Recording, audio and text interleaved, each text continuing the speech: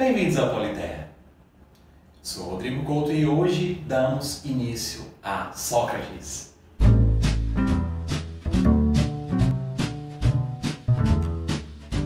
No vídeo anterior do curso História da Liberdade, tratamos de como os gregos criaram a filosofia, como a filosofia surgiu entre aquelas cidades-estado do Mediterrâneo. A questão é, a filosofia não tinha, como mencionei naquele vídeo originalmente, o interesse pelas coisas humanas, pelos problemas humanos.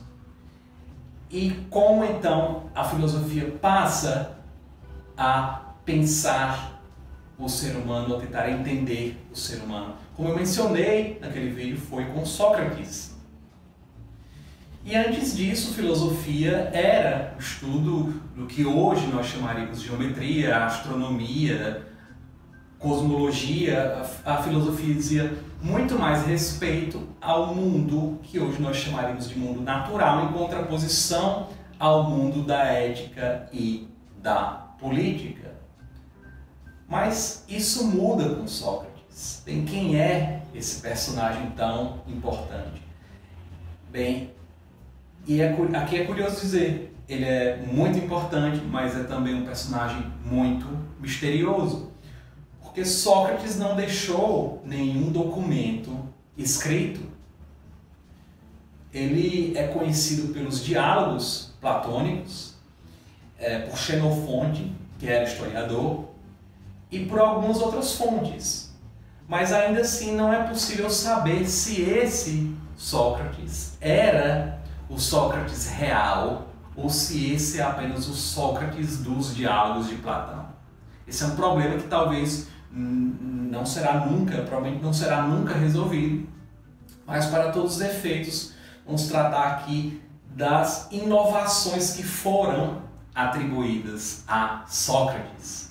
E que inovações são essas? Bem, primeiro, notas biográficas. Sócrates nasce em 470 a.C., em um distrito de Atenas, já fora das muralhas, e falece em 399 a.C. E como outros jovens atenienses, ele serviu nas guerras do período. Esse é um momento de conflitos entre Atenas e Esparta, entre as cidades gregas em geral. Ele serviu como hóplita nos exércitos atenienses, ou seja, como infantaria pesada. E ele era, portanto, um cidadão, e ele era filho de um cidadão também. Então nós podemos caracterizar Sócrates como parte da aristocracia, ou pelo menos da elite, dos altos estratos da sociedade ateniense. Ele não era um servo, ou muito menos um escravo, obviamente. Para começar, ele era letrado.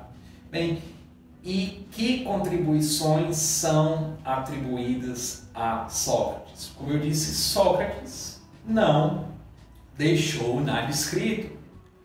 Os seus contributos foram mencionados por outros autores, ou registrados em diálogos. E Aristóteles fala que Sócrates deixou a indução. O que é indução? E você faz essa operação de indução quando você parte do particular para o geral, do concreto para o abstrato. Bem, como?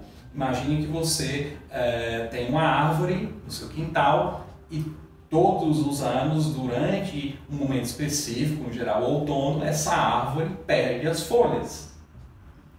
Então você vai poder, por indução, dizer que aquela espécie de árvore específica perde as folhas durante o outono.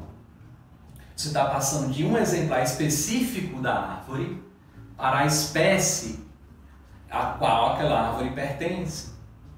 Você está passando do concreto para o abstrato, de um exemplar, um indivíduo, para todo um grupo ou categoria de indivíduos.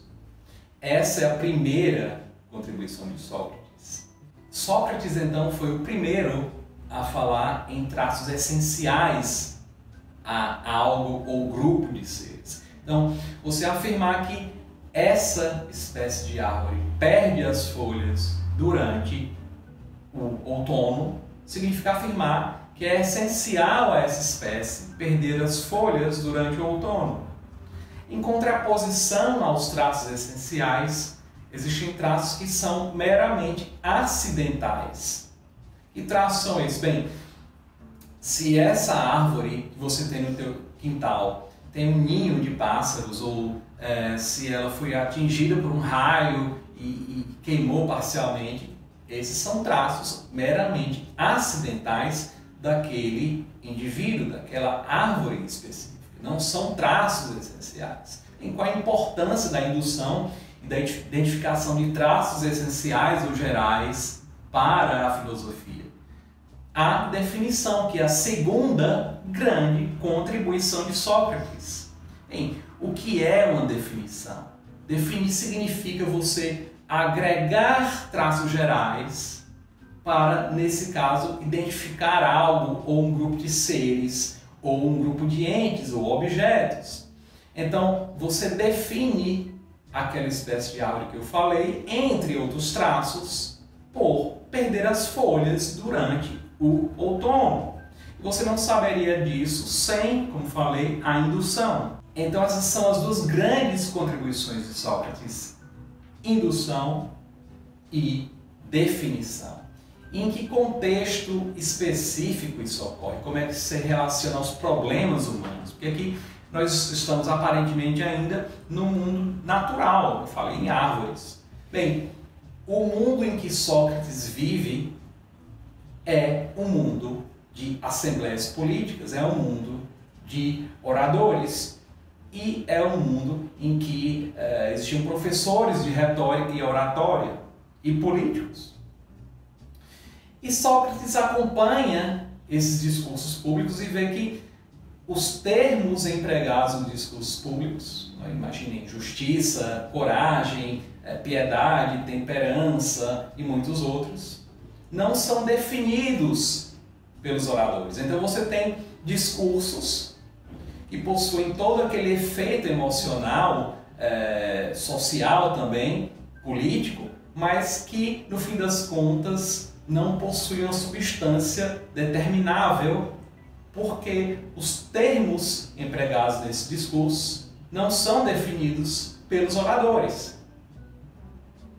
Então a busca de Sócrates por definições entra no mundo humano, que é o mundo da ética, é o mundo da política, através desse problema de um discurso público no qual os termos não são definidos, no qual não existem definições. E além disso, além desse mundo da política, Sócrates lida com os sofistas. Aqui não há tempo para descrever quem são esses sofistas, mas eles vão aparecer em outros vídeos do curso de História da Liberdade, os próximos, por sinal.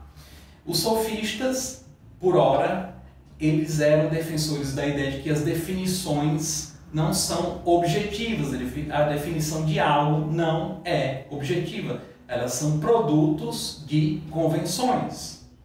Então não seria possível realmente encontrar definições universalmente válidas. No campo da ética, isso significa que não seria possível exprimir ou produzir julgamentos éticos objetivamente válidos. Isso faz todo sentido, porque os sofistas eram professores de oratória e o objetivo deles era simplesmente de ensinar aos seus alunos como ter sucesso no mundo da política da cidade grega. Mas não Sócrates. Sócrates se interessa muito mais pela verdade, pelo conhecimento. E ele disse que não era possível ter o conhecimento sem, primeiro, estabelecer definições válidas. Então esse é o projeto intelectual, se é que nós podemos chamar assim, de Sócrates. É estabelecer um conjunto de definições que nós vamos utilizar para, por exemplo, julgar atos como bons ou maus, ou como segundo uma virtude específica ou outra. Então, essas seriam definições como temperança, justiça, coragem e muitas outras que nós encontramos nos diálogos. Bem, e como é que isso entra especificamente no mundo humano? Vejam, um especialista em pensamento grego, um classicista chamado Ernest Bacon, ele diz que para você ser um bom escritor, um bom intérprete de textos, para julgar a qualidade de um texto, você precisa ter um conhecimento de gramática. A gramática consiste num conjunto de regras para a expressão em um idioma. E ele compara o objetivo de Sócrates à formação de uma gramática, mas não é mais uma gramática de um idioma, é uma gramática do comportamento humano. Então, Sócrates, através do projeto de encontrar definições, queria, na realidade, criar uma base, criar um sistema para julgar atos como bons ou maus, éticos ou não, virtuosos ou viciosos. Esse era, no fim das contas, o grande projeto de Sócrates. E esse julgamento, essa possibilidade de julgamento, permitiria você saber como viver, assim como a gramática do idioma explica como escrever. Então Sócrates queria não apenas identificar como viver, mas especificamente como viver de modo correto. E isso possui grandes implicações para o estudo da história das ideias de liberdade.